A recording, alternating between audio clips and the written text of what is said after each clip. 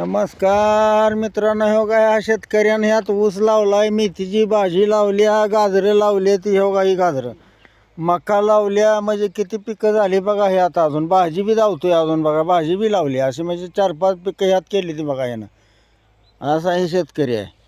4-5 पिकं केली त्यानं. ऊस लावलाय, मेथीची भाजी लावल्या, मका लावल्या, अजून गाजर लावले हो का ना. अजून म्हणतोय पक्षासाठी घरटी बी करायला लावली, नारळ लावून बघा त्याने हो का. हां, पक्षासाठी घरटी बी करायला लावली असा म्हणतोय बघा. असं आहे शेतकऱ्यांचं. ना अजून हो काय नारळ खाली ही रान राहतंय म्हणून हो काय ना शेवगा बी लावलाय बघा. हे शेवग्याला शेंगा लागलेत हो का.